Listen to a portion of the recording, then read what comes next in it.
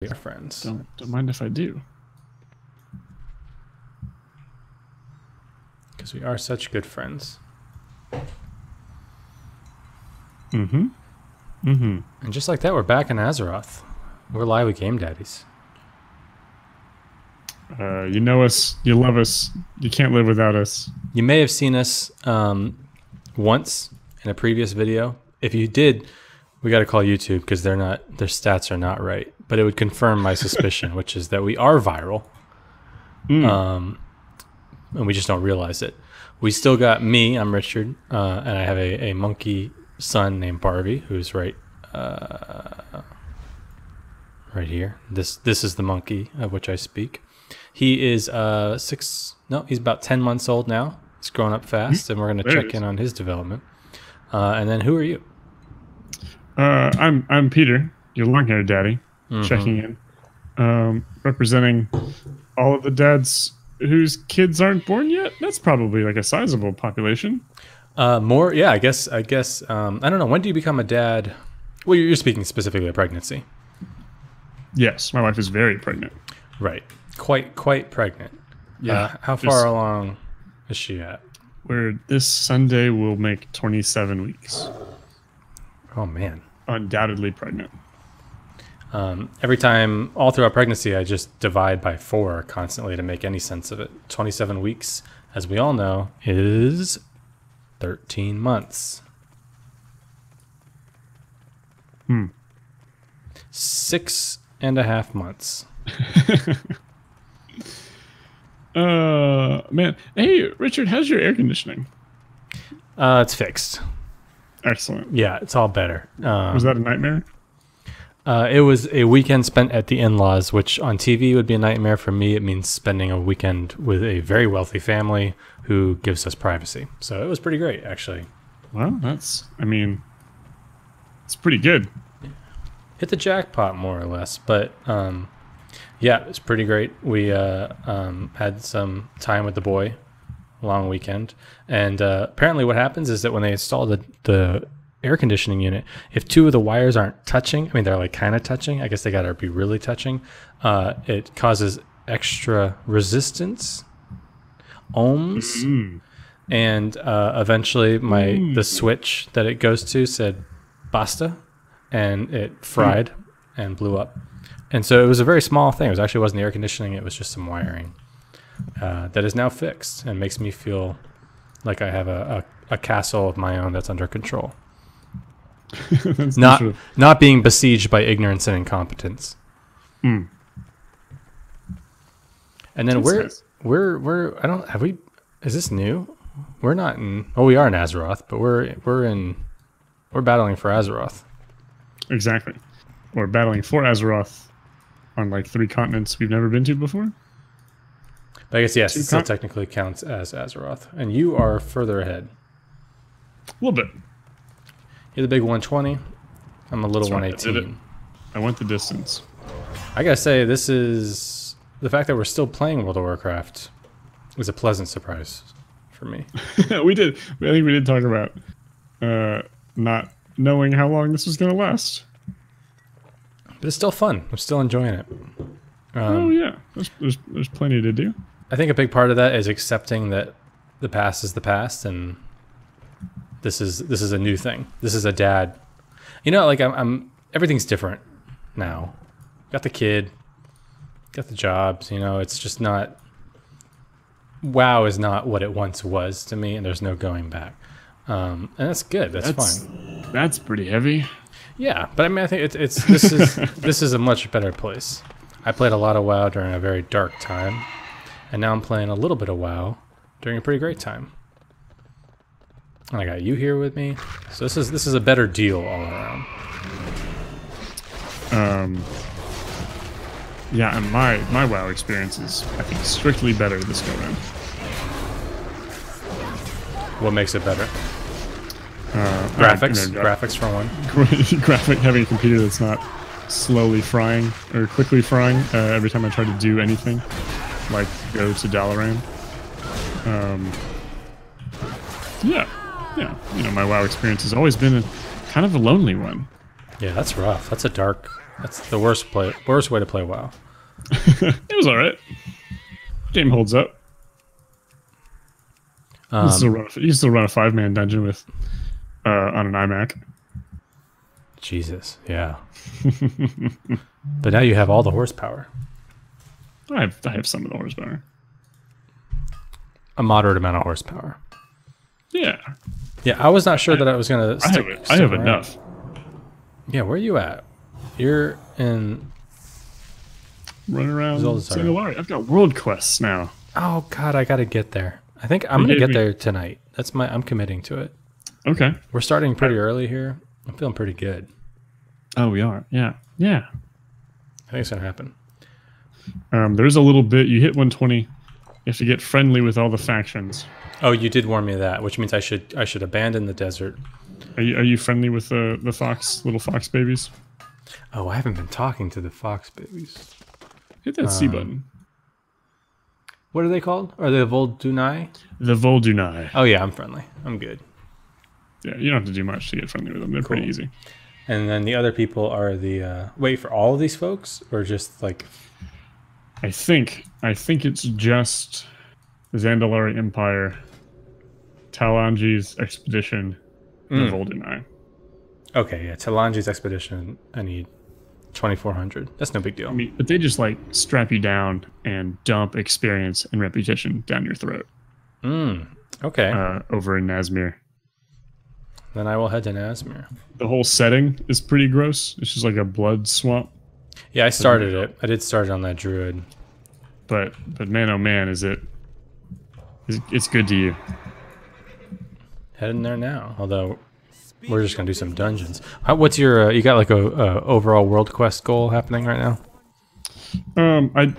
I have them all completed for my little reward. And now you're just driving it home to make a point. Yeah, I want to make sure I'm exalted with our good Zandalari friends, so I can be a stand-up troll one day. You're assuming, or you know that that's a requirement? I'm assuming, but I'm sure. Okay, it's right at the border of assumption and knowledge. Yeah, it's sort of where I live my life. Yes, which we call a master's degree, I think. Well, there's a sort of a third border there, and that is debt. Yeah. Debt is just the background elevator music that plays while you're on the border of assumption and knowledge for the rest of your life. So yeah, I got 2,400 to go, and then that means I'll be able to do world quests. And I think we have a lot of viewers that don't actually know what World of Warcraft is, how it works, what the deal is. And we talked about this earlier today about the idea that a theory that the best way to explain something, a game like chess, is to strip it down to like its very core elements. Don't just fill up the whole board and try to explain what the knight does and what the rook does. Just break it down to a king and a pawn, and that's it. And everything that at that level of the game is going to be a universal principle. And the best way to learn is to have a king and a pawn and start fighting and build from there. And then we ask the question, how do you do that with World of Warcraft? Right, because that's very easy with like a kind of a, I guess on its face, straightforward game like chess. There aren't that many rules. Right. And then sort of the complication is... Not a lot of NPCs. Yeah, limited NPCs. Right. It does break down a little bit. But I think we landed on sort of the king pawn setup of WoW would be just a list of chores that you have to do. Yeah, if you understand chores, you understand World of Warcraft. And just think of how much better doing the dishes would be if they talked like trolls. I see, I'm picturing that now. Are the dishes talking to you? It's a strictly better experience. It is. Do you think they're appreciative of what's happening? Or just generally commenting on what's happening? I like to think so.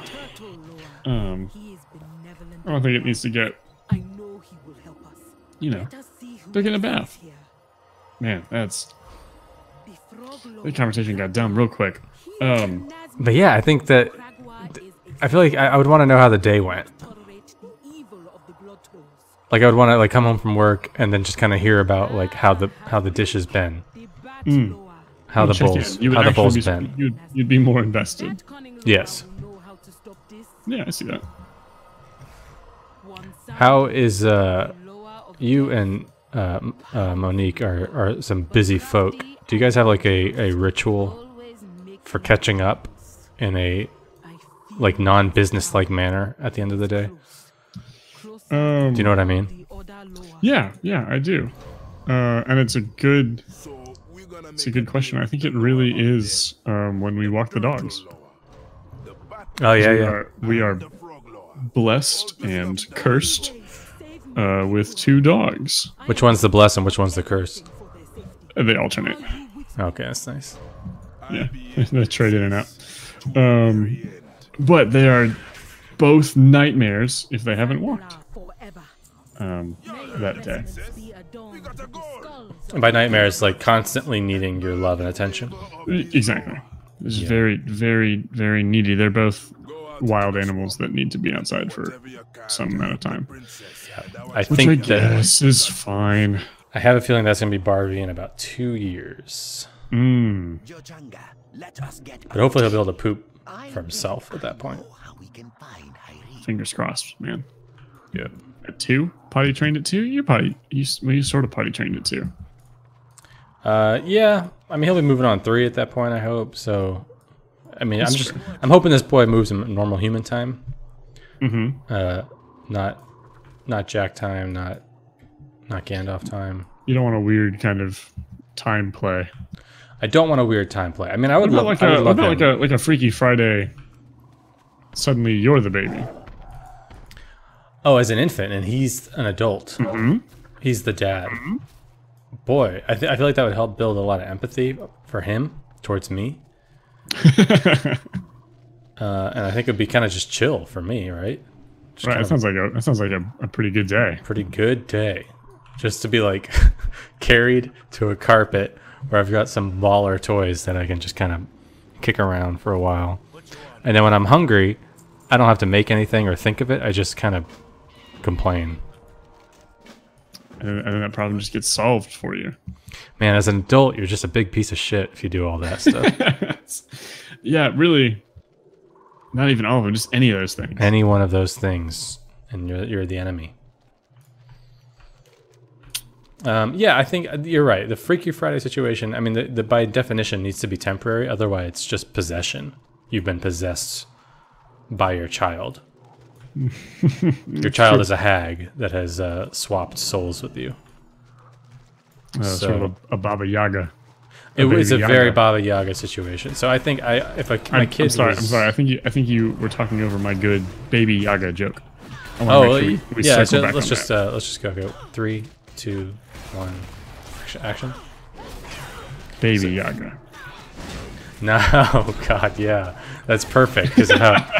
That's perfect. I remember one quest from Nazmir, and it is this one that I'm on, and I wish it were any other. What you doing? Some guy needs me to slaughter the entire countryside so he can reclaim his armor, so that he can then fight a big dinosaur, which I'm pretty sure I could just take on my own right now. I mean, probably. You're 118. You're still. The game has not scaled against you. It has not scaled against me now. Yeah, that's gonna be rough. I wonder if that means like we're better off me tanking at 119 than at 120. Yes, actually. But it won't be nearly as fun.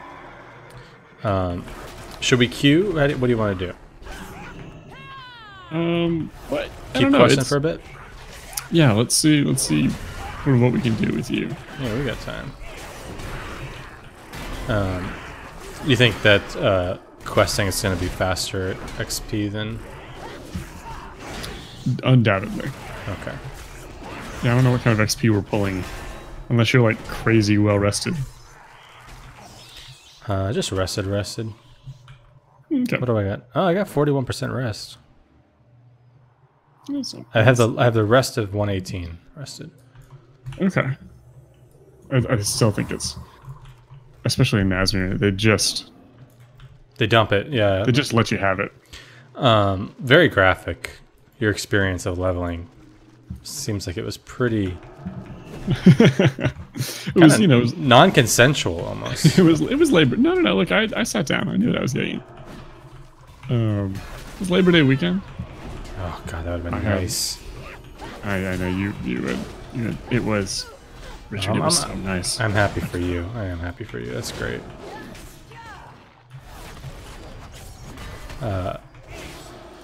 Let's loot this dinosaur. Doesn't have what I need. Oh, I'm supposed to throw down a staff or something. There we go. Yeah, so I mentioned to you, but like I often have trouble getting back into the game. But I've realized the secret is that I have one love, and it is pulling an entire zone and killing them all at once. AOE is what we call it in the biz. And I just love it. And since I'm a tank, I can do it without dying. And it gives me a power trip.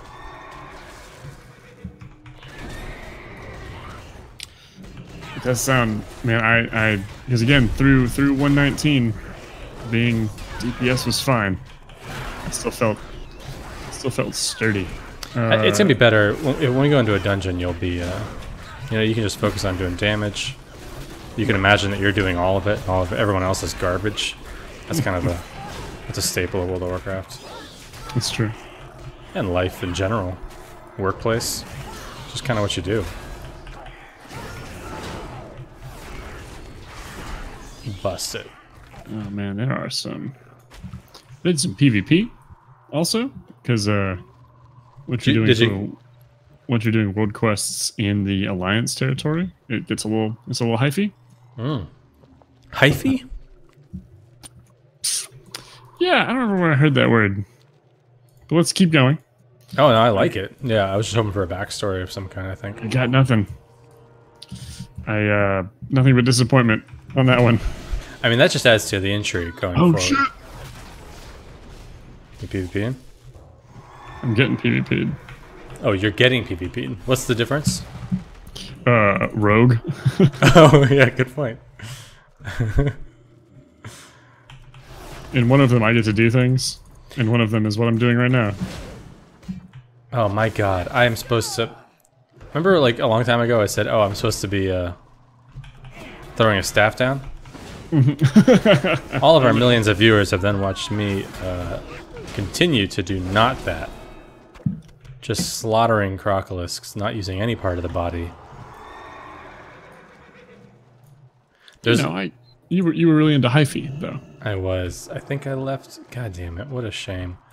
There's a mysterious trash pile here, which I'm just ignoring. You don't want to play that fun minigame with very well defined rules? Oh yeah. Just kind of get to the thing and kind of don't, you know, let anything get vaguely in your vicinity. Yeah, the mini games in WoW in this new expansion are really, really bad. Hot take. They have added a couple that like you do repeatedly as world quests for the Turtle Boys. Is one of them the like don't go back over your path, like you control a little tank? There's one in the city where you control, I saw like that. No, there isn't. That's not one that I'm talking about. Man, this guy is just on top of my corpse. Bummer. There's one where you have to shoot seagulls and crabs so that baby turtles can get to the water. Oh, yeah, I can get behind that though. It's a noble endeavor. No one's saying otherwise. It just isn't fun to do. And then there's just a matching game where there's like a 4x4 grid, and you turn the shells around. Yes, that sounds great. I don't understand. That sounds great. Okay. So we know who it was made for. It was me the whole time. Apparently you. There's a lot of alliance over here.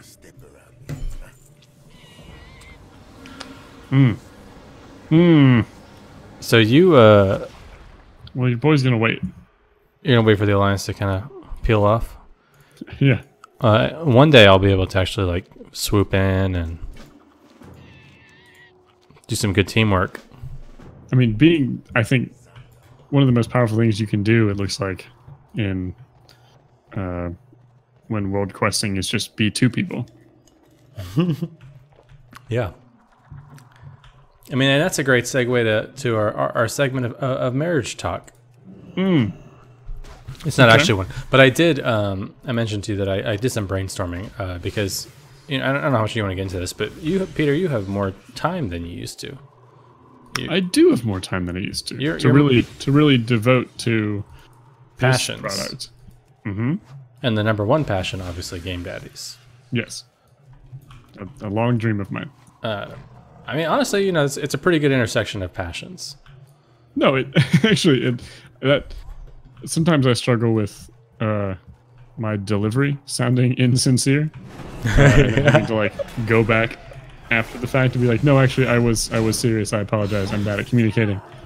And that was one of those times. So I feel like we're talking less about your relationship with your World of Warcraft buddy and maybe more in the familial sense. Yeah, really just with all humans. But I'm gonna try to resurrect now. Go, go, go, go, go!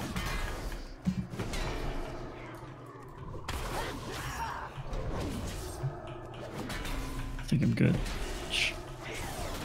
I'm fighting a big dinosaur named Jarkadix. I got his eyeball, so now joke's on him. Edgy. Yeah. A lot of people want body parts in this game. There's a lot of body horror in World of Warcraft. It's not really addressed specifically at any point. My boy is getting such an education here. He studies with such a diligent eye. That's kind of too bad. No, I think he's impressed. Oh, he looks a little bored, actually. Maybe sleepy. But, I mean, he's spaced out. He's not watching. When do you think you're going to introduce old Barvy to this wonderful game, World of Warcraft? Yeah, I have to first get through the question of just games in general. It's true. Oh, what's the first? Well, we were talking about it. We were talking about a thing. You were trying to take us into a thing. No, but this is better than my thing. Yeah, where do you start? Where do you start with your kid? Yeah, with your kid in video games. Where do you start? Where did you start?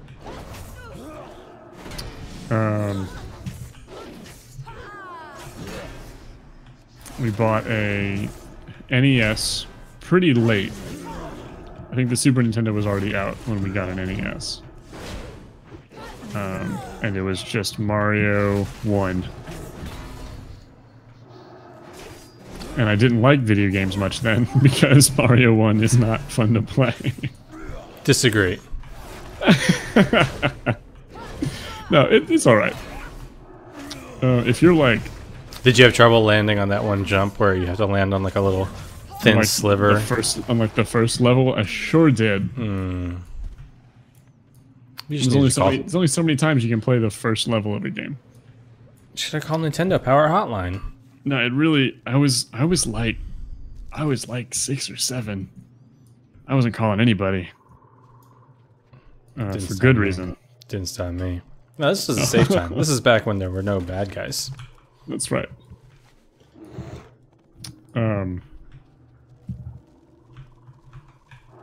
I didn't really pop off until I think my 3rd or 4th grade birthday, so I was like 8 or 9.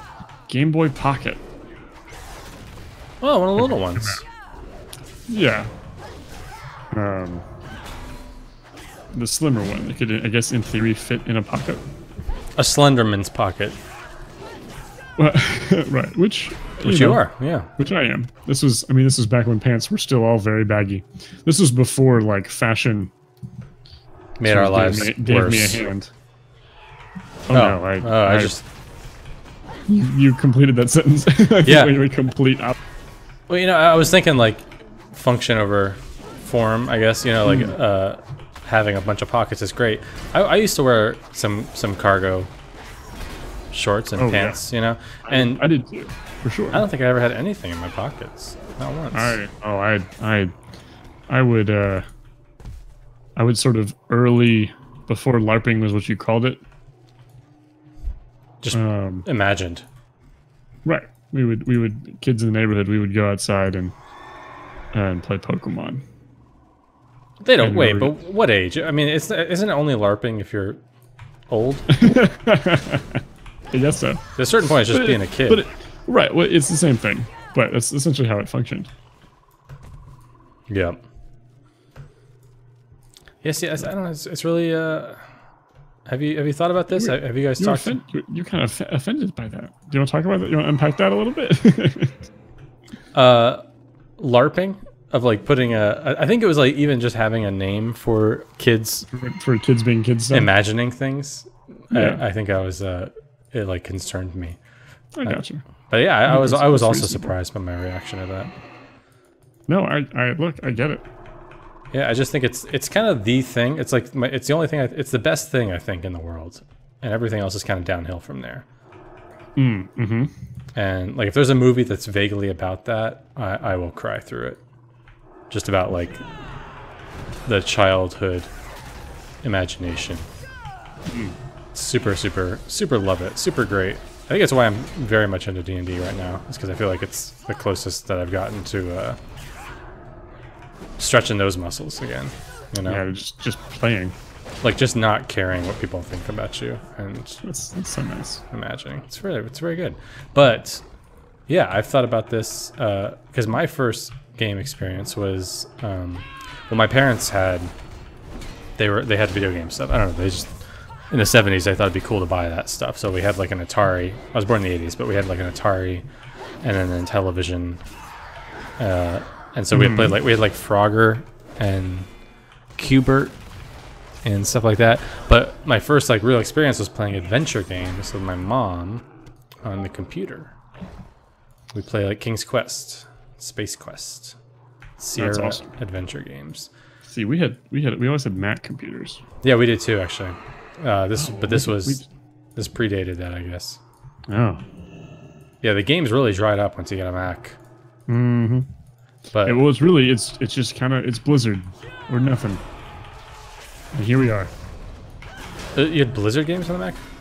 Oh yeah, Blizzard was like the one company that would make real games on.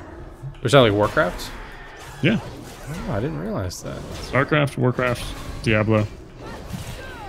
Yeah, I guess I did have Diablo. I can't remember like when, because I'm a little bit older, so I don't remember the breakpoint. But God, I loved playing adventure games with with my mom. And then so that and then soon with your kid. So I have thought like I want to, like maybe I'll just play those exact games with him. And I don't know, that might be like a little conceited or self-centered, right? Self-obsessed, like trying to just create a second you, as if that's going to stop you from the cold embrace of Father Death. Oof. Does having a kid make you think about dying more? Much less actually. Nice. Yeah, it's actually the main benefit is I just am distracted. It's just evolutionarily like I'm pretty sure the whole obsession with death might have been an incentive program. Kind of a buy one get one free to have a kid. Yeah, kind of easy. I mean, now I'm terrified of him dying, so I don't know if that's worse. Okay, it might be sort of a 1-for-1 trade-off. Yeah, but he's cute and fat, and so that's real fun. So I think net positive. I'm gonna go ahead and give Fatherhood net positive review. It's a buy. Okay. Give it a buy. Like pre-order? You have to pre-order, actually. It's the only way it works. That's how they get you. But there's a lot of bonuses. like preparation, time to listen to some really, really smart wisdom through a Warcraft podcast. And that just kind of gets you set, gets you ready to go. No, but like, because it's like a real thing about how do you keep your kid not ruin your kid. Like I think that's the question on everybody's mind, Richard. There's like 3-year-olds with phones, and it feels like garbage, and it probably is garbage, but I don't know. It's tricky. A part of me is thinking like, be realistic about the world they're in. Like they're gonna, like, I'm gonna desperately try to keep my kid from looking at screens, but then I'm looking at screens, 90% of the day. Right, like for a living. And it feels like a technological analog of like, don't tell your kid that most of the world is kind of evil and shitty, and then they like grow up with a bunch of really kind of busted beliefs and find out that the world's kind of shitty, and they're like, have to go through therapy. You know what I'm talking about? You know what I'm getting at here? Unfortunately, I do. So yeah, I kind of wish I didn't. Well, that's my thinking. Like, you're gonna find out, and so I don't know. I wonder if we have to like just embrace our sci-fi existence. Where do you think Monique falls on that? In all things, Monique favors balance. That makes her sound sort of like a Thanos-esque character.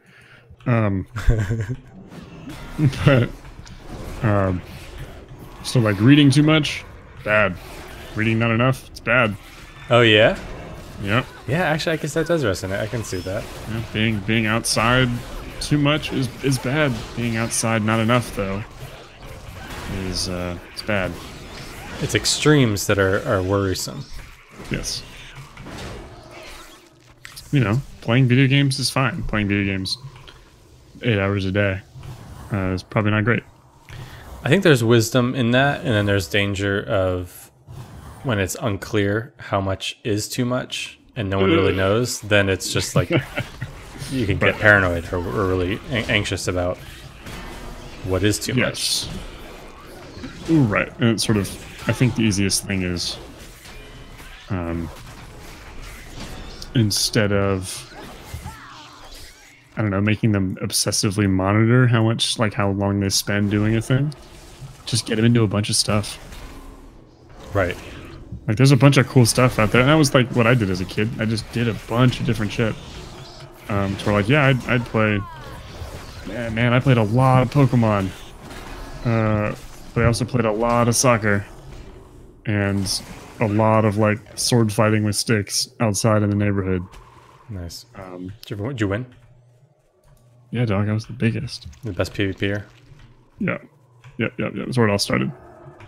We had an elaborate sword fighting game. Like Calvin Ball version of sword fighting? The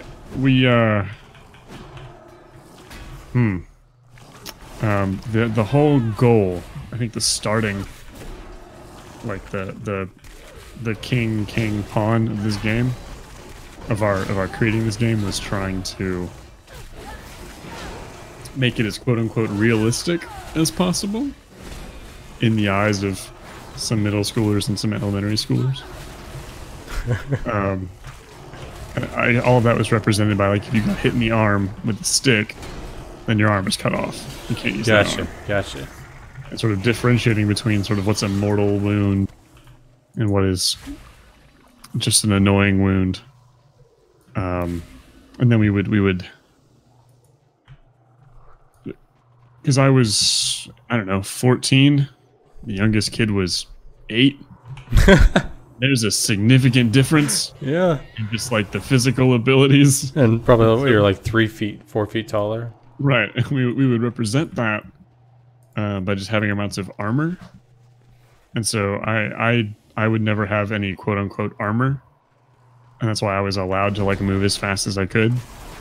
With a little 8-year-old, his name was Philip. It's like encumbrance rules. Exactly. His legs were shorter and his body was worse, and so we just Like he would have to get hit a couple times in each spot before it counted as cutting it off because of his armor. And you're wondering in the back of your head, Peter, you're talking about being a 14-year-old hitting 8-year-olds with sticks. I wasn't gonna go. Yeah, I'm glad. How you did these went there. games possibly end without somebody just like being bruised and in tears and running home? And Richard, every day that's how the game ended. That's how you know it's done. Yes, that's how we would play for sometimes 30 minutes, sometimes several hours, but the game always ended with somebody crying and going home. But hold on, to be clear, it was never you. It was never you going. Sometimes it was me. Oh, okay. Sometimes if you're sort of king shit of fuck mountain for too long, everybody gangs up on you, beats you with sticks, and that's okay. Yeah, because I was gonna say this kind of had this sense of, you know, you ever wonder like if you went back, did you ever have bullies in your neighborhood or at school? Not in my neighborhood, but just at school. You know, the classic. Like school bullies. If you were having a nice conversation with them and you're like, "What was school like?" They would tell you some stories from a very unreliable perspective. I think so. What are you trying to say? I'm just saying that it's important for us to evaluate our privilege. And in this case, my 14-year-old privilege. And what I'm thinking is like, I bet you came up with the rules, and the rules dictated that you got to hit the 8-year-old several times in each area before he had an excuse to sit down and not be hit anymore. No, I was often on Philip's team. That was the other way we would try to. Philip? Yeah, that's his name. Oh, that's one specific 8-year-old. Yeah, well, yeah. I mean, there weren't like a million kids. There were enough of us that we knew each other's names. So Philip was some badass shit because he was hanging out with some high schoolers. That's right. Philip's a cool guy. How long did you like mentor Philip through the middle school years? His family lived sort of on the corner down the street from me. They moved when I was in high school. So Philip was just, I think, in middle school when they moved. Sort of lost touch after that. Well, I've got good news for you. We actually have Philip on the line. All right. Phillip, now, real quick, what do you think Philip sounds like? Now or as an 8-year-old? If you got 8-year-old Philip on the line, I don't know what I would do. Be very uncomfortable. Yeah, my D&D skills are not quite there yet. But I think I should apologize? Is that what I should do? I don't know, Is man. that what we're looking for? You tell me. Okay. No, I think, so yeah, I mean, we're talking about our video games and kids for sure. And like that's the question. Is like having that kid, having the experience to like be outside. Because I definitely could see, like, why would you go outside if you could play Battlefield? Well, because you're playing Battlefield. I actually don't know what it's like. I played Bad Company 2. I remember that, but that was pretty baller. But yeah, it's like, I think I care less about like the video game aspect, and I would worry more about the people that are playing video games. That is, yep. Because they're garbage humans. Yes. At what point? Yeah. When do you let them play games, and when do you let them play their first online multiplayer game? I think I don't. I think I don't. I think they do it without my knowledge, and we have a fight. But that's how I know they're ready, because I can't stop them anymore. You have that sort of we learned it from watching you moment. Yes, I think that's it. But I really liked the reason I love the adventure games thing is because, well, they say apparently what the science says is like you want to avoid screen time during like first couple of years entirely. Just, you know, to not fuck up their stimulation for the most part. You don't want to give them too much dopamine. And then it's like, it's not really a bad in of itself. It's just you want to do it as a social thing with your kid. Yeah. So do it with them. Once we got into sort of the Nintendo 64 era, my parents were really big on playing with us. Oh yeah, they were waiting for it to get 3D. Well, I guess couldn't really play together on the NES. Like they would play and do the like Mario thing where you want to use Luigi, but yeah, it really just means you're waiting. Yeah, one of you makes you wait. Right. I stopped. My family stopped playing around Nintendo 64, which is why I found that interesting. My family was big into Mario Kart 64.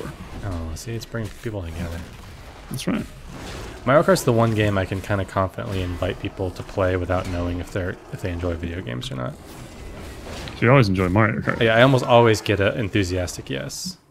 That was like a big time when we sort of hung out in our friendship. Even you and Emma invited Monique and I over to play Mario Kart.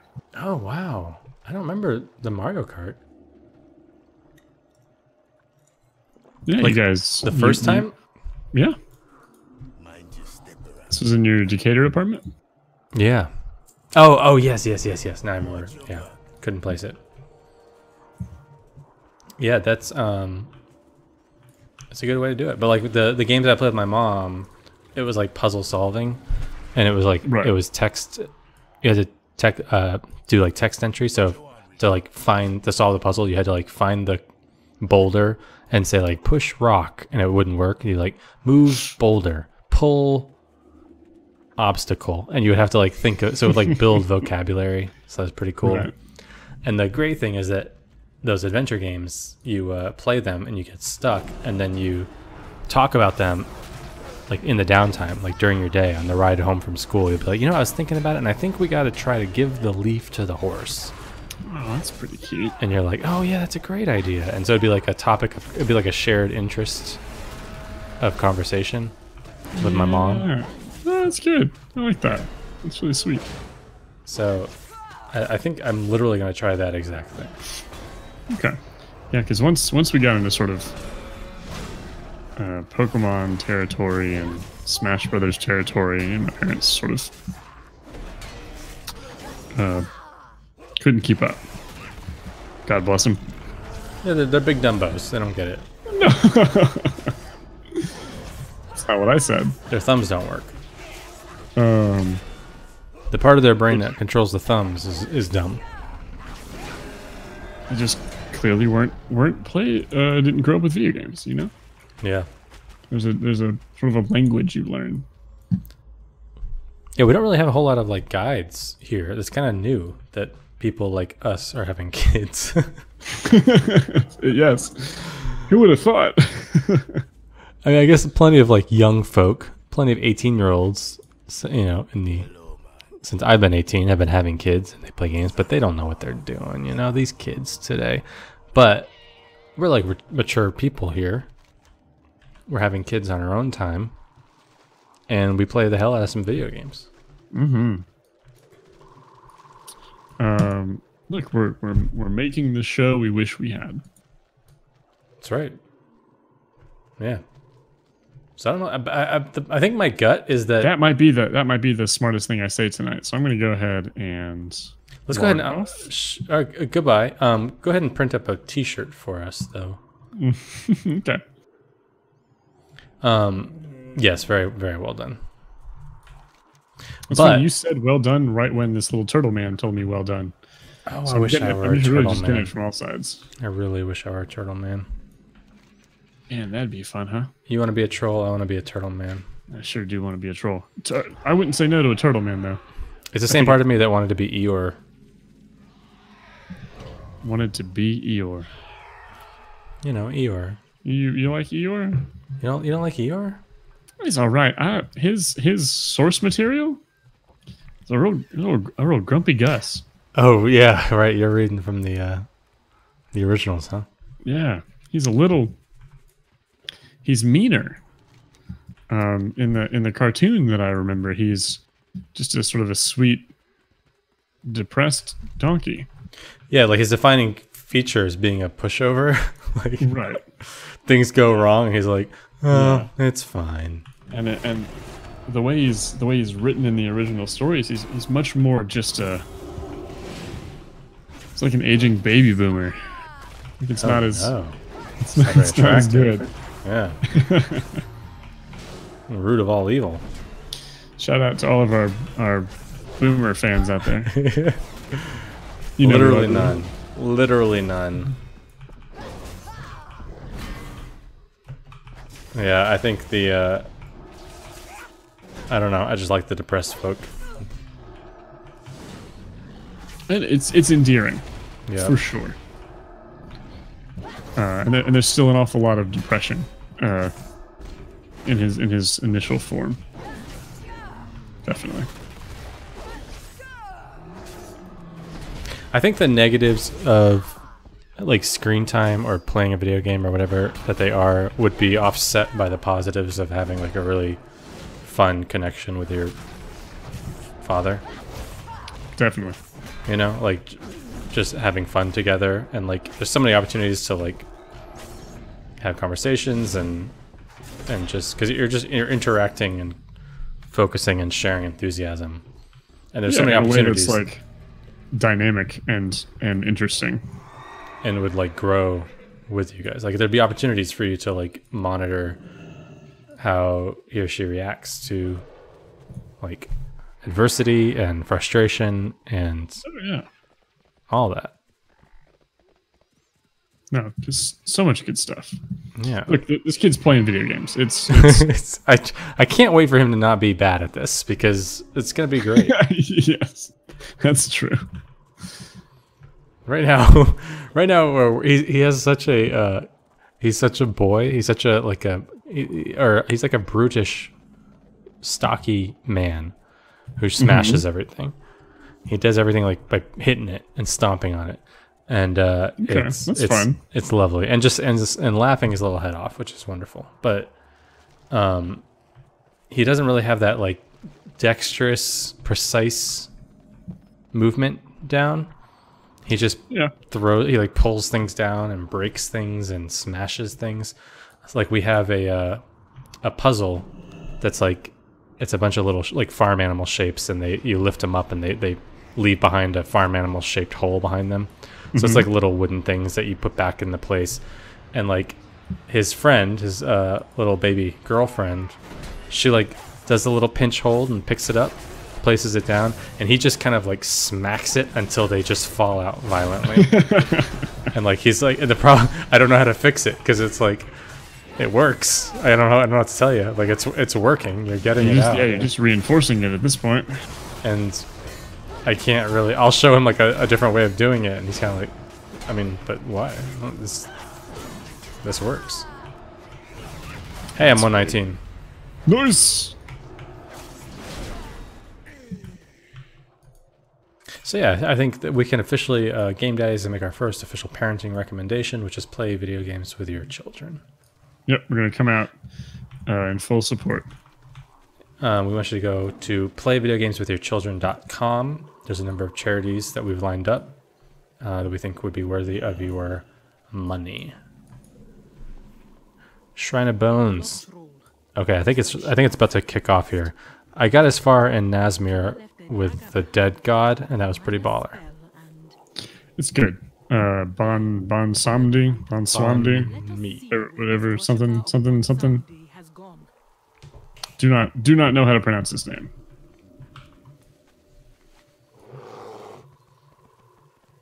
How are your world quests going? They're going great. I'm now just normal questing up in the top of Nazmir. Just trying to complete all those little story quests. Trying to do your job. Yeah, trying to do my chores. I should be paying closer attention to treasure chests because I'm done out of resources.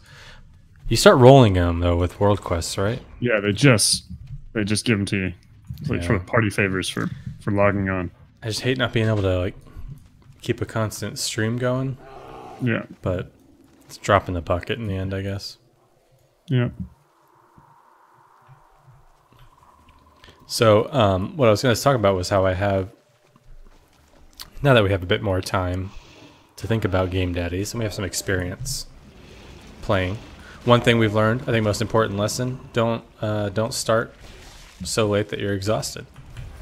That's a very good lesson. Because while it is an authentic experience, it is not an enjoyable one. Certainly not to listen to. No. Not to listen to. No, it's always fun to play WoW with you, but yeah. And then I mentioned that we were listening to. Well, Emma's tearing into Good Christian Fun podcast. Yeah. I hear some. I don't really get the references, different upbringing, but I do enjoy their style, and I like. It is a at the very least it is a well produced show. Yes, it has like morning show level use of soundboards, but spread out tastefully, not overdone. Nice choices. And occasional McElroys. Yeah, that's what it's all about, isn't it? Yeah. I was thinking about it the other day. This will probably come up several times over the course of the show that we do. Not just this episode, but future shows. The 18 years of our running run time. Yeah, exactly. There was a time that I was listening to 4 Griffin McElroy podcasts a week. 4 different ones. Yeah. And the only reason I stopped is because he stopped making some of them. That's not even counting the YouTube content. No, it's not. But that was there too, because that was deep in his like Pokemon Y Nuzlocke, which was very good. That I have gone back and watched several times. I don't think I've ever seen it. Oh, Richard, it would actually, I think, be a really. I'd be really curious to see what you think about it, knowing that you never really gave a shit about Pokemon. Nope.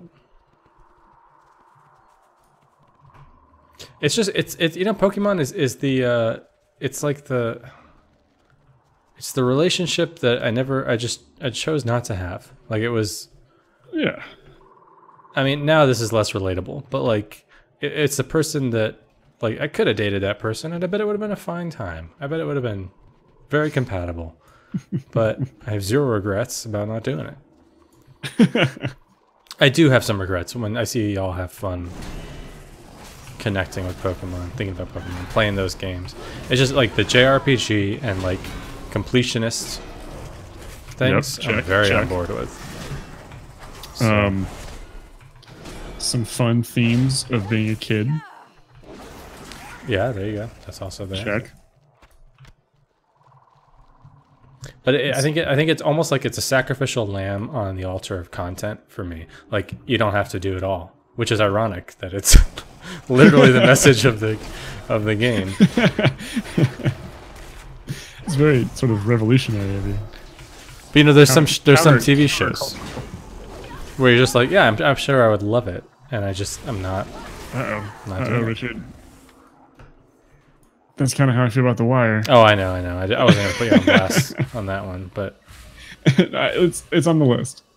I actually don't feel that way about The Wire. The way I feel about The Wire, watch this, I will enjoy it. Yeah, and as the cliche, I have to say, yes, it's different. It doesn't count. It's entirely different from all the other things. Yeah, you absolutely have to watch it. And then I should just sort of duck my head and barrel through season 2. You are getting close. Yeah, because season 2, in retrospect, is actually pretty damn good. But like, it doesn't seem like it when you're doing it. Oh, good. It's not. It's actually. I mean, it's definitely the weakest. Well, second weakest season, but the it's like so really fucking cool that they do it and like the stuff. And I didn't really understand a lot of the politics and like the. There's a lot of stuff about like gentrification that's like really subtle in there, and how it affects like poor communities of different races. And to quote Run the Jewels, Irillian color, because in Cabbage Town they put their white ass out. It's very much about that, and it's really good. Yeah. I'm not gonna talk about The Wire anymore, but no, I wasn't quiet because I was waiting for you to stop. I was quiet because I was listening and thinking about what you were saying. There are no pieces of nonfiction that have felt as educational as The Wire has felt in my life. It is such a work of empathy and intelligence that it's just different. So this is what was bound to happen as soon as you mentioned The Wire, and now we're moving on. Moving on. I did it to myself. Really, I did it to you. Yeah. Barack Obama said that it is the greatest work of art of our entire lifetime era. Well, that is an endorsement that I cannot ignore. Yep. Sure do love that guy. Yeah, pretty good. In retrospect. and in present awareness, pretty great. I liked him when it was happening too. Yeah. As I know you also did. Yeah. Just want to make that clear before that's just on the internet. How am I doing here? 5%. I think I might have to do a dungeon. Just to get the blood flowing? Yeah, and I think it's actually pretty good experience. Okay. Look, I'm down. Relative to the time. I'm gonna finish this little trio of quests that I got here. Okay, I'm gonna shock stuff with lightning. What's your job? Yeah, it's pretty good. It's a good job. I take it very seriously.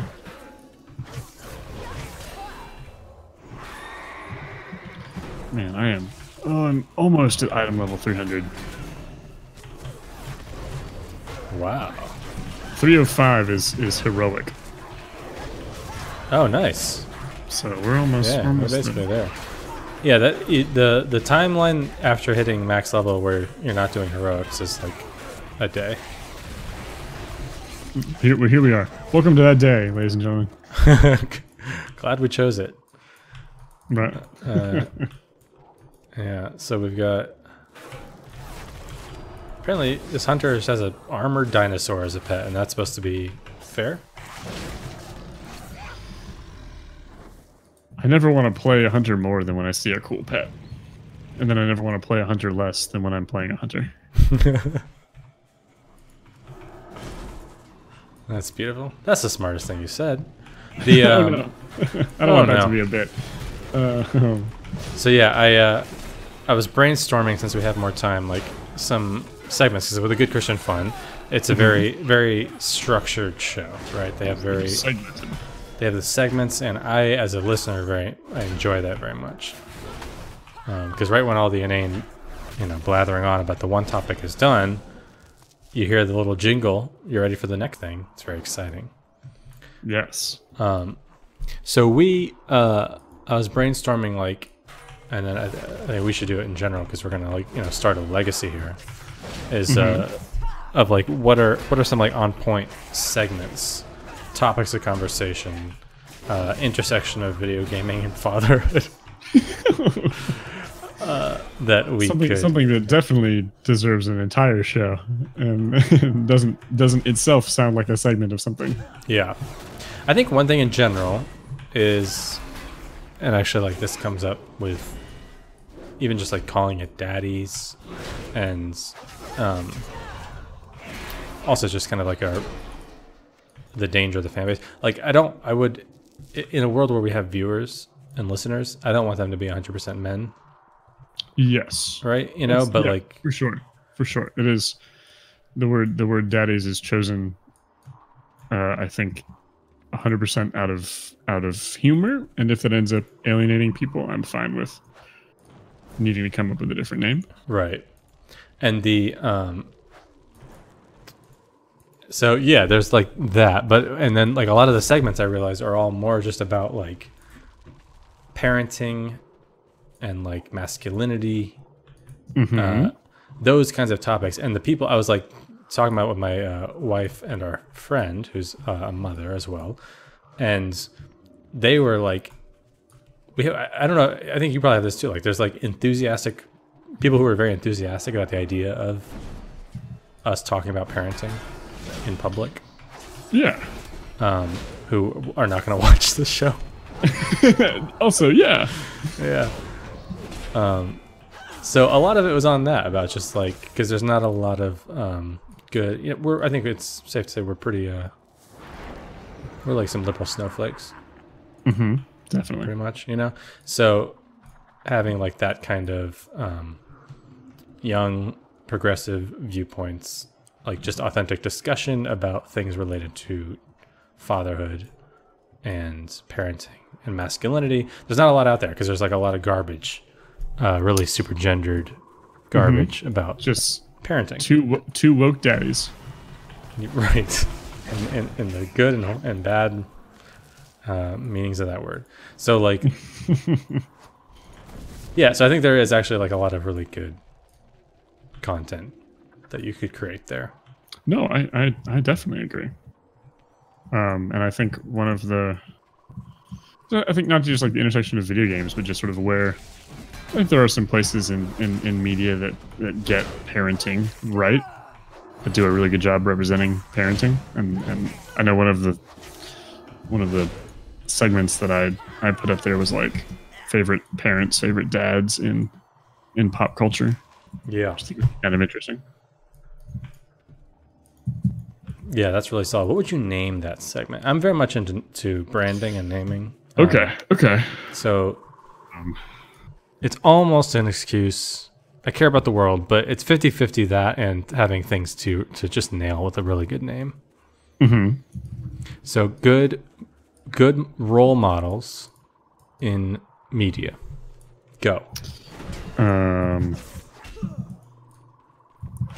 My favorite dads. Starting place. Dads. Yeah. Okay, let's start there. Starting big. My favorite dads. What else could it be? How does brainstorming work? How does improv comedy work? Oh, is that what we're doing? I don't know. God, I hope not. I got nervous and I said something. Maybe we should have started that. I think not. I think that's how it works. No, I'm just going for actually just genuinely good name. I have no interest in comedy. I only have an interest in well, I have great news for you then. Shit, maybe I should watch a show. Oh, there's a rogue. Oh, good night. No, don't run away. You're also level.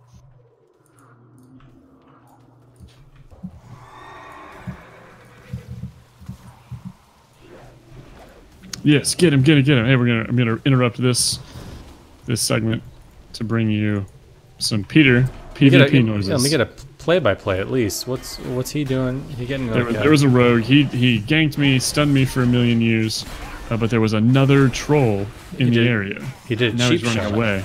Oh, he's running away from that troll. What's the what kind of class is the troll rocking? A troll is also a rogue, motherfucker. Oh shit! And troll does trump whatever alliance race he is. Oh, and then he did point and say "lol," so that's not great. Okay, we did win. Yeah. But at what cost? You can't choose your family is the thing. Yeah, I guess that's true. I mean, I think my favorite dads is honestly the best we have. It's not going to be where we end on that. I'll tell you that right now. But it's a good starting bid. Okay. What other segments were you thinking about?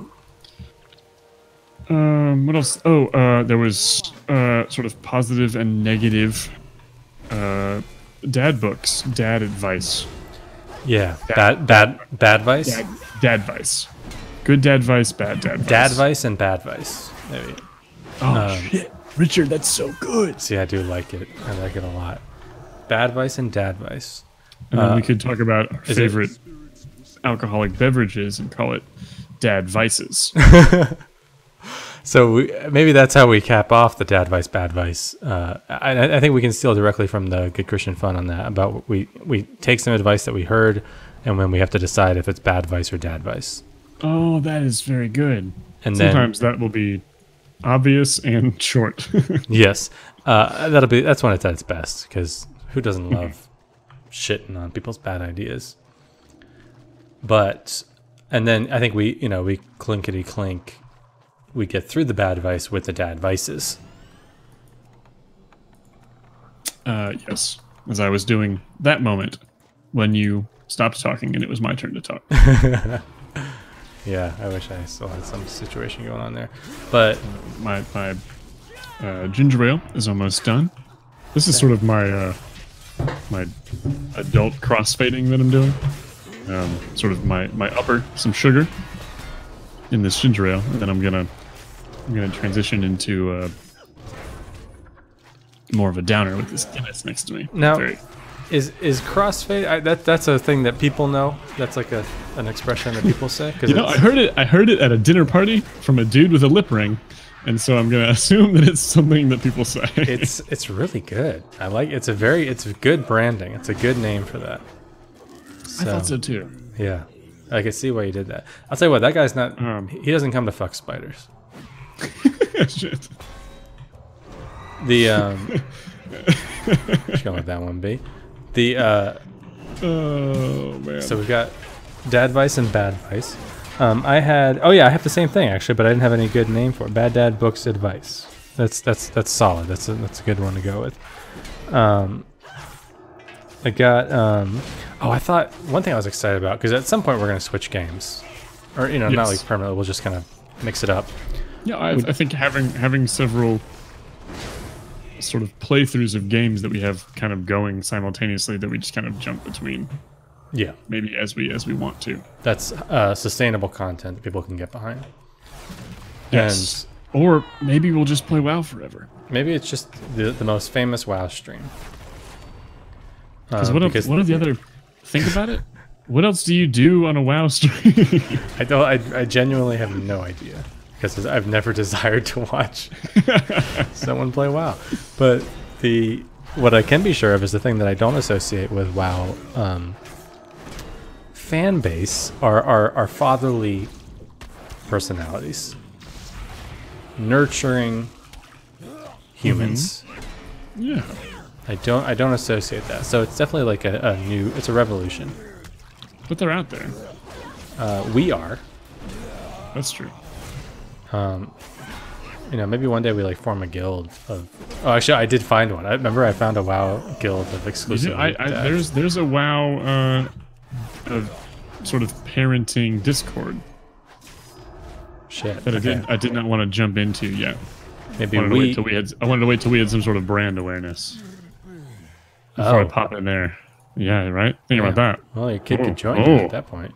And what would be good is maybe we just steal all their best ideas. Yeah. At some point, don't you just get viewers to come up with things for you? It's true. It's kind of how it works, isn't it? It's a circle of life. So what I thought, though, one thing that I really wanted to do was to have some, in keeping with my obsession with childhood wonder and innocence, is to go back and host some of our favorite games from our childhood, play those games. Oh yeah. Show those games to each other. That's right. Kind of like a retro thing. Topic of conversation during those is a look at our fathers. What was it like with our dads? Oh man. Some of that kind of you know what I mean? Whoa. Retro look back. And kind of heavy. So yeah, kind of heavy, but then you got that good, pixelated graphics to. Yeah, then you got Pokemon Red. Helps the medicine go down. Which I hope you're ready to play. It's gonna be back to this, huh, Peter? We're doing more Red. Well, yeah. Yeah, because Pokemon Gold and Silver came out on the Game Boy Color, and I did not have one of those.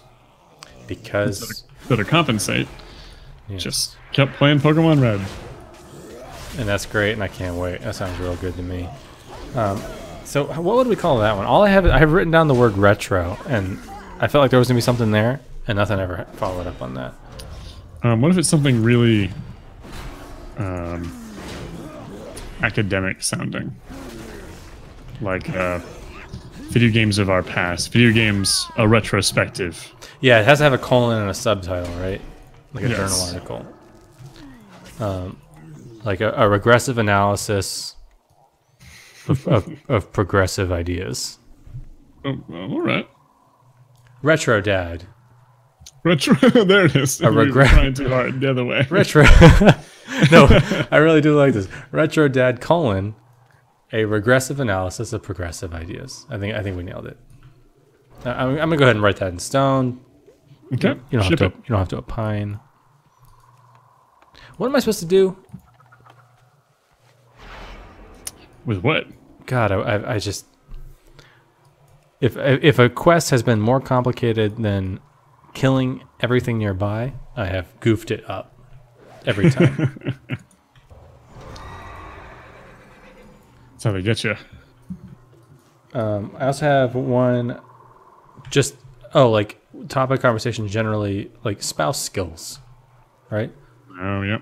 Like being I think that's so. There's a book I'm reading that's going to come up a lot. It's it would have been a really good look if I could remember exactly what the title was. Well, we're not going to know. Well, I guess we will because everyone's going to go out on Amazon.com that. But it's something about being a birth partner. Oh, you have a wishes and recommendation happening here, is what I'm thinking. Yes. Yeah. Actually, yeah, I do. It'll be a real one when I know the name, but it's all the way in my bedroom, where my very pregnant wife is sleeping. I'm not about to go get it. And chapter 2 says don't go in there. Don't wake mommy. At some point we need to do a stream of us playing Don't Wake Daddy because we need to find. You ever play that game? No. You never played the board game Don't Wake Daddy? Oh. No, actually I have not, but I know that exists. I know you're not being crazy. Okay. Oof. Okay. I need to know that wasn't like a fever dream of my hand. Even though I know it's a thing, it's still very off-putting. It is a little bit, and that's fair. All I could think about when you said that was Hop on Pop, the Dr. Seuss book, which is only vaguely related. So yeah, we'll play that game. And it doesn't need a name; it's just Don't Wake Daddy. Right. And that'll be our ASMR episode. Oh, but then Daddy wakes up and it's very loud. Oh, that's the it's a mix of ASMR and jump scares. It's a niche community, but they're very passionate. The two things that most needed mixing. You ever seen that subreddit? Maybe. No. Do you know of no yes subreddit thing? Have I talked about this? No. There's a lot of background you gotta give me on this one. Okay, so during pregnancy, while my wife was pregnant, while we were going through pregnancy, I became weirdly obsessed with, and especially first few months, for paternity leave, weirdly obsessed with gifs on the internet of people doing idiotic things and getting hurt. Okay. Which was there's no sign, I'm getting attacked by Legolas. There was no sign that this was going to be a thing that I would be into. I hated this kind of thing. Right, I'm surprised. It seems so out of character. But I just became obsessed with it. I loved it. And I would specifically watch I am getting attacked by a God, this is the worst. It's a night elf his name is Legolas. Oh. So real quick. This is gonna be this is a pretty regressive joke. Give me over under and then age of that guy. The thing is, I feel like really young kids, they don't even know Lord of the Rings, right? Right. So the initial that was another reason I actually went forward with it. Because there is a conversation about how nobody under the age of 18 gives a shit about Lord of the Rings anymore.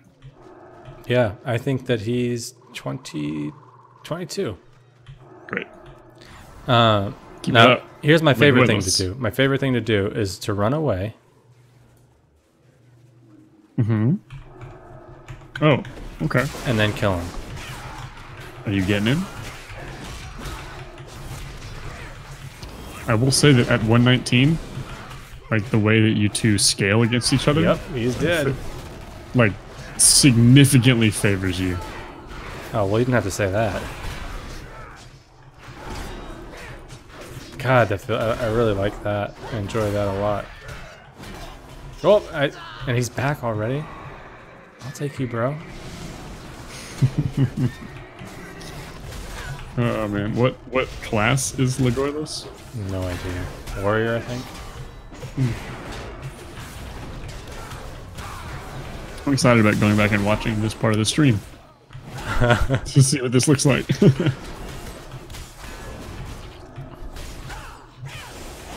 Oh, he got a friend.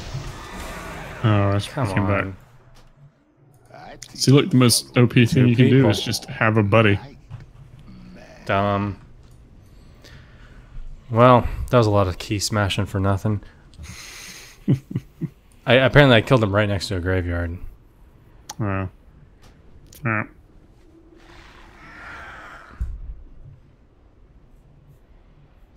They're doing the thing where they wait 20 seconds and they go, nah, screw it. Nice. What were we talking about before that in good content? Segments. Spouse skills. You had a book. Skills. Had a book. Don't know the name of it. Something about being a good birth partner. It's an old book, but despite being an old book, it has like very intentionally gender neutral birth partner language, which I really enjoyed. Nice. I really appreciated. Because that you know, that is sort of a facet that just lack of experience I don't know that I'm good at talking about. But in which way? I think being a birth partner isn't solely a male experience. Right, no. Right.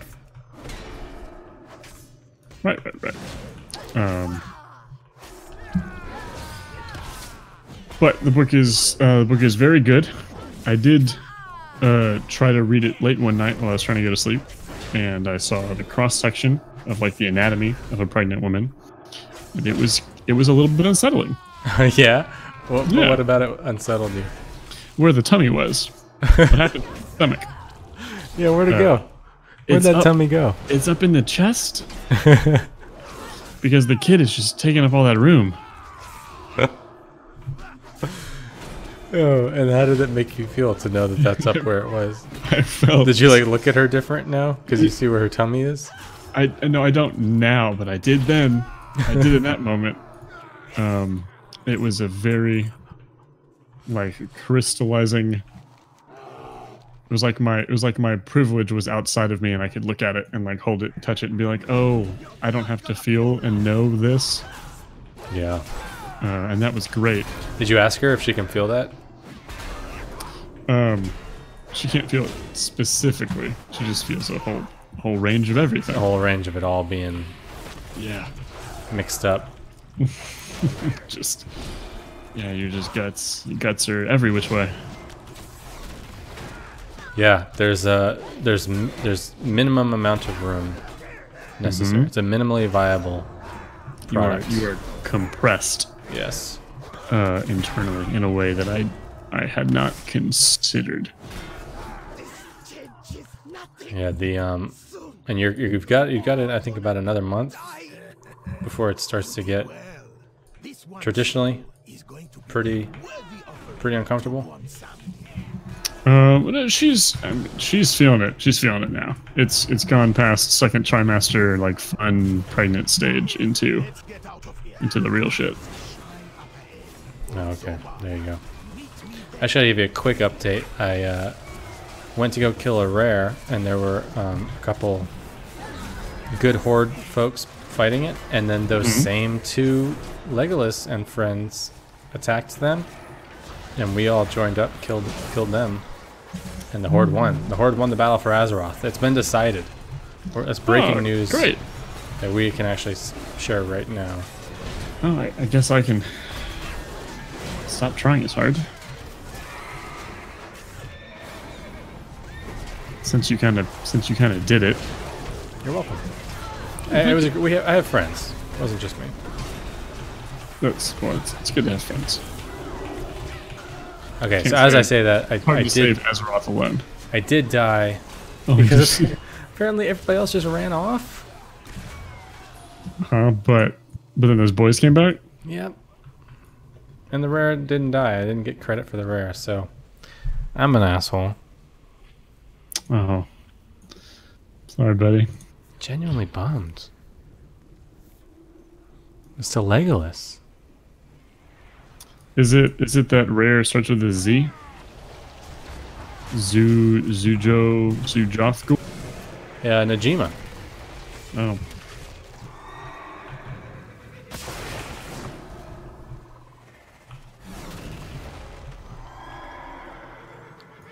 All right, well, we killed him, and I got out of there. We're all good. Nice. So other than the placement of the stomach, any good tips you got for us? You've gathered so far from the book. First few chapters are all about trying to help you discern the different stages of labor. Because that move from, oh, these are just fun contractions to go time is not really well defined. Yeah. Well, isn't it time? Yeah, there's some timing that has to happen, so you can sort of figure out and judge it on that. But even that is, you don't know how long that's going to take and how long it's going to last, and you know what I mean? Yeah. So where are you at? What's the wisdom? Where are you at? Oh, so we need to look for. You want like 12 contractions lasting a minute, 5 minutes apart. That's what I gotta keep in my mind. 12 within a minute? No, 12 contractions each lasting a minute. Oh. 12 each lasting a minute. Lasting a minute? Yeah. Oh, okay, I think maybe the math works out the same from what I'm thinking about. What are you thinking about? I thought it was like a certain amount. I think what we were told was like a certain amount within an hour. It had to do with like the number that within an hour. Okay. But I bet that math is pretty much exactly the same. Yeah. Do you remember how many an hour? Nope. As soon as I didn't need that anymore, I That's fair. You got new information. threw it out. That's fair. So that's solid. So you gotta look for that, and then you're gonna have to just be like this weird, like PE coach while she's in pain.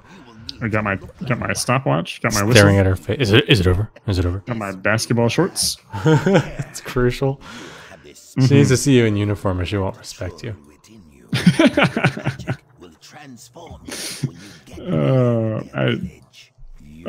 Yep. Oh, that was funnier than I think it needed to be. Hey, don't question the funniness. I liked it a lot.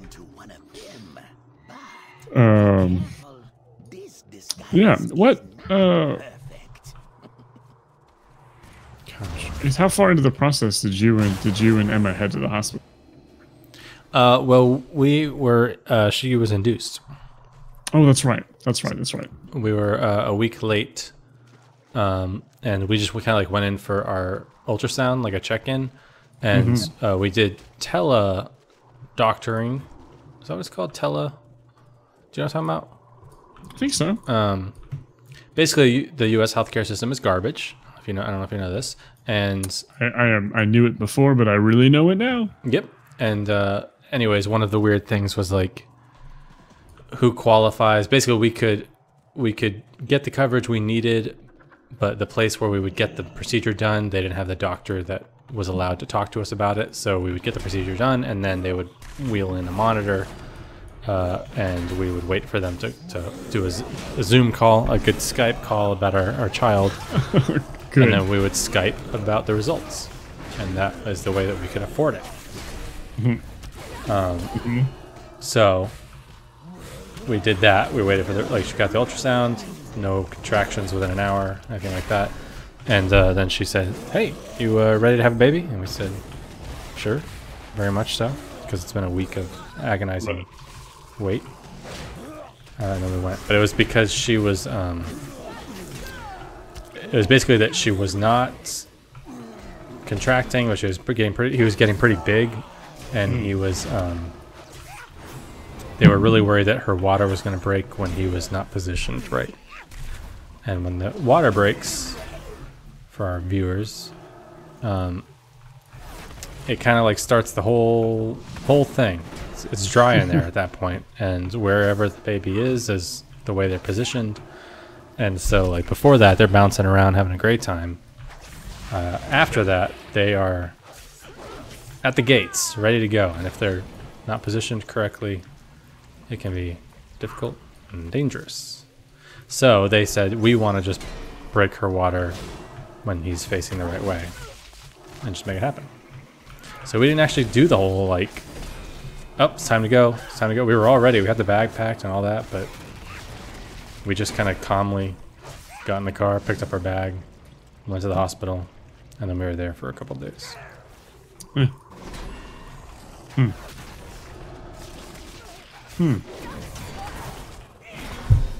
now you have a Barbie. And now we have Barbie. He kind of resulted as all of that. Good for Barbie. So yeah, that's some good practical advice about the timing of it. And you're a couple months ahead. It's pretty solid. You're doing your homework. And I'm dying. Jesus. Yes, trying to. Man, it's ever since grad school, I have such a hard time reading a book. Yeah. That's kind of like me, except ever since smartphones were invented. Yes. Especially in this sort of political age, when I feel like I have to always keep an eye on what's happening. It's your patriotic duty to know exactly what happened just now. Well, otherwise it'll sneak up on me, and I won't know what's going on. You won't be able to protect your children from the zombie apocalypse. Basically. I won't know when it's time to make a run for Canada. Yeah, that is the trick, isn't it? Because once it's Timing obvious, it's too late. Right, we got a long way. Yeah. Well, when you go, we're going. I'll tell you that. Oh, yeah, that's good to know. We can sort of set up a little camp somewhere. You, in all things, you are my lodestar. Did you write the op-ed? Anyway, people aren't here for political slow takes. Literally everyone is though at this point. That's true. Like I would every time I'm listening to a podcast, it's like I wish I'd comment on Bob Woodward's book.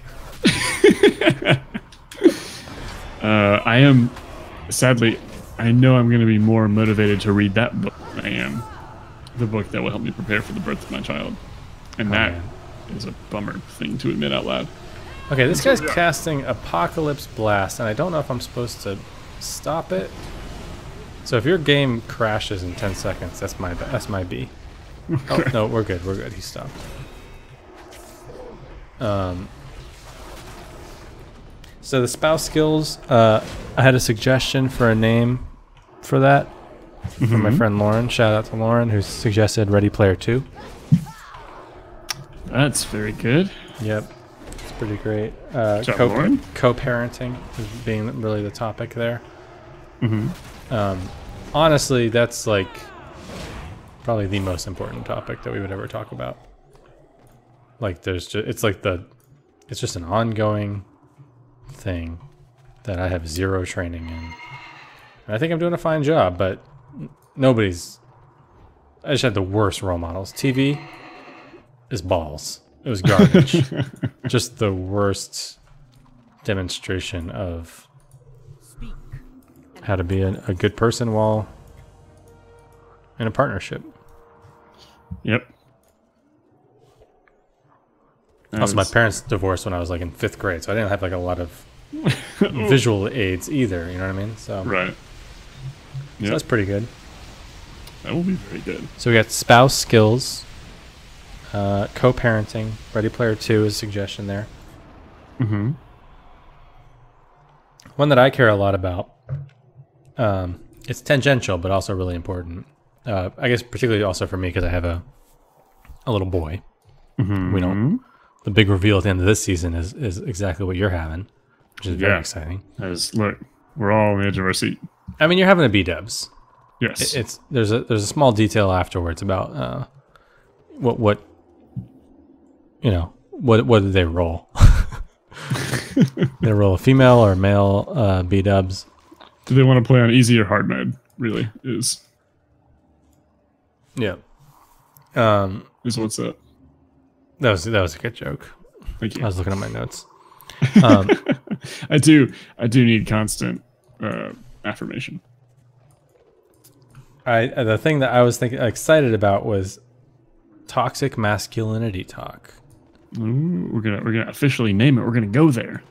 Toxic masculinity. That was something that you and I talked about. I think in the early stages of this show. Not that we're not still in the early stages of the show. Yeah, wanting to present that and talk about that, but not explicitly. But I think. Oh, was that the idea? Not to do it explicitly? No, I think you might be right. I think at this point you just got to do stuff explicitly. There is no. Yeah, the subtext is gone from all of American society. Yes. Yeah, just kind of like talking about that in particular and like how it affects boys and men, and like, because boy, that comes up all the time in video games and multiplayer games, and yes, it does.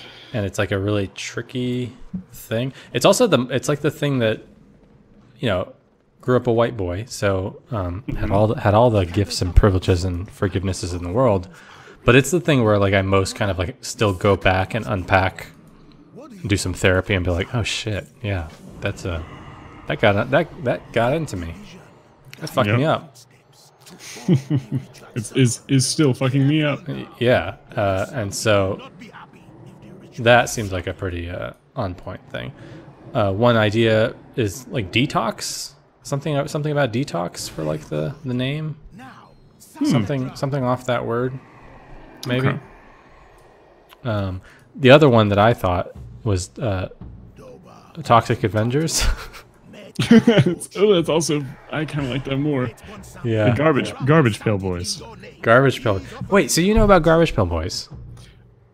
I think it's Garbage Pail Kids. Yeah, Garbage Pail Kids. And I know them philosophically. Philosophically? I don't have any real experience with them. I know the idea of them.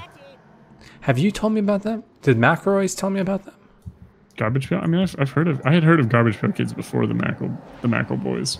But did they tell you? They have talked about them, yes. Okay, because my Jed Appruth saw a movie with him yesterday, and he was talking about how like he's getting married, and he's now moved in with his fiance, and they so I was like, say, you know, how's that going?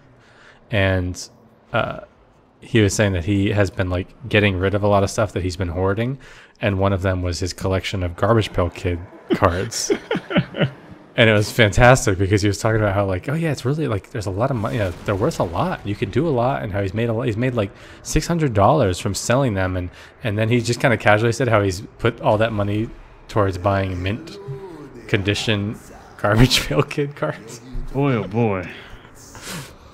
It was like, oh, okay, so you just upgraded your cards. But I was trying to figure out why I knew about what he was talking about, because I've never seen one. And anytime that happens, my assumption is it's McElroy content. And I think that's a fair and sort of safe guess. Mm-hmm. It's a good time to mention that this show is brought to you by the McElroy brothers. They were definitely going to show up in a segment of favorite pop culture dads. Yeah. Just, I guess we don't really. There's not a whole lot of evidence of their actual parenting skills, though, right? It's mainly just by inference. I mean, yeah, but come on. I know. Come on. You know Justin's killing. I know. I was about to say, you think Justin McElroy's a shitty daddy? No. Look into your heart. Pretty much the best. You ever see the things I bought at Sheetz with Charlie? No, I haven't seen that. Oh god, it's good. It's so good. I want to spoil it so bad for you, but I'm not gonna do it. But you have to like immediately after this, I'll link it to you, and you can watch it. It's just one joke, and I love it. So it's good and it's great, and she's real cute. She's very cute. They have talked about trying to keep like the kid off the social media and like not wanting to do it against her will. So he has that Daddy and Charlie show. Mm-hmm. But they only do it when she asks to do an episode. Oh, that's very cute. He doesn't want to like just put her on YouTube against her will. So when she says like, Daddy, I want to do a show with you, and then they do an episode. And so it's every episode is just like a few minutes of him just being like, what did you want to talk about? It's very good. It's real good. I like that a lot. What else I have? I had really want to talk about toxic masculinity because I think about it a lot with my boy, and it's just a thing where it's like it's everywhere in culture still, and and I don't know quite how to inoculate him against that. And it's also like knowing that he's gonna go off to school and for sure gonna just have to deal with all of this stuff about expectations about what he's supposed to be like, and what makes you cool, what makes you strong, and all that. And like the problem with toxic masculinity, without getting too into it, is that like we just get a lot of the benefits highlighted to us, and so we ignore all the really nefarious, insidious psychological problems it causes. The ways that it handicaps you, which is deep. And there's a which is still like a complicated thing to talk about, to think of like privilege as handicapping you, right? And it's and it's like I have to acknowledge like both of those pieces. But it's like in a way it's really kind of looking at like the really kind of sick mindset that causes a man to take advantage of like a power dynamic against a woman, and realize that state itself is a sickness, and that person is sick. You know what I mean? Mm-hmm. And so like addressing that. And I mentioned it to a friend of mine, how like I thought there should be like a podcast that talks like of guys talking about feminism and about toxic masculinity, and his response was like, I don't think guys should be talking about that. Like we should be listening to women about that. And I was like, oh god, I like where your head's at, but like we so need that, because like guys, like it was basically like I feel like he didn't really understand what I meant by toxic masculinity, you know? Yeah. And that guys have an intimate understanding of the damage that does. Yeah. So I'm very interested in that. I want to talk about that. We have Daddy Detox. What a funny, exciting bit that'll be. Yeah, it'll be great. But you have the fun trolls that are now, they'll be standing upright by that point. So. Oh man, that's true. It's that good visual aid.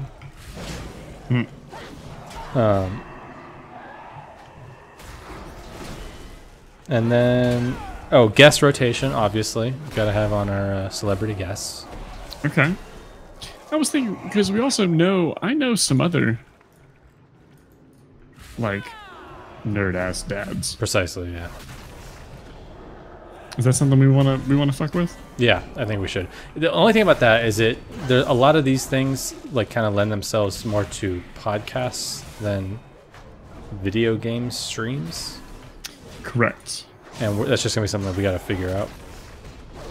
Is like, what's a video game stream where you talk about things you actually care about that are not video games? We talk about lots of things you actually care about. How do you thread that needle? And video games. And video games. But that's the journey that we're on. Well, I think it's one, you pick a game that has moments of calm. Yeah. And WoW is just chock full of them. Yep. I was making pants through most of that conversation. Oh yeah, they good pants? How you feeling about them? No, they're not good pants. They're bad but pants. I learned a lot. That's good. About pants making, specifically. Specifically about pants making, and just working with like dried skin, which is a little. Now that I think, like, if you think about leather too much, it's weird. I think you just break through on the other side and you find acceptance. That it's really nasty old dead skin. Yeah. Well, and there you have it, folks. It's another Wishuzen recommendation. Old dead skin. Old dead skin. I also have one that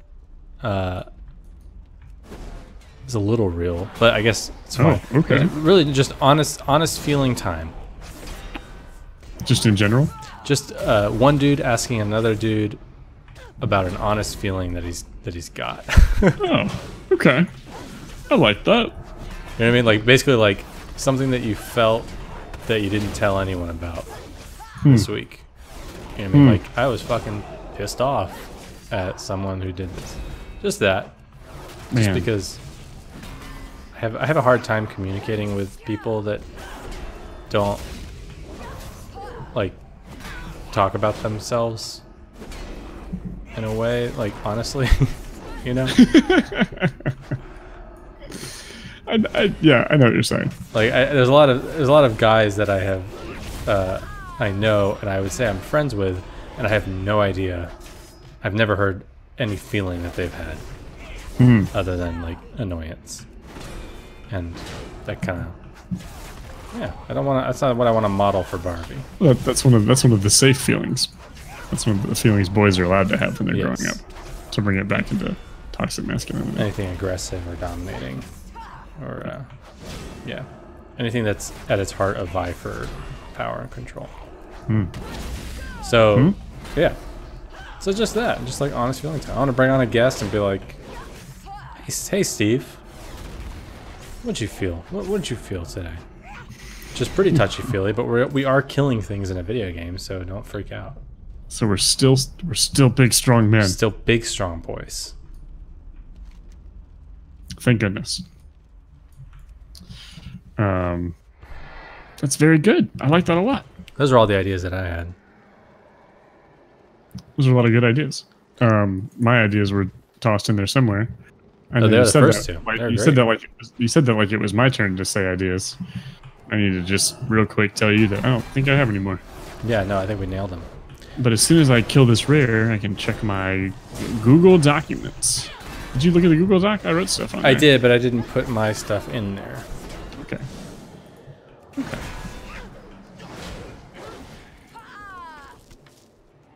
God, it's a lot of... I'm working on that dead god, and I'm pretty sure it's going to put me over the top with the Talanji. Nice. And then I think it's just dungeons all the way home. Yeah? Alright. I'm already at halfway. Damn. I think I haven't been particularly effective. I haven't been rounding people up. I'm just kind of killing things as they come one by one, which is not very fast as a tank. It's true.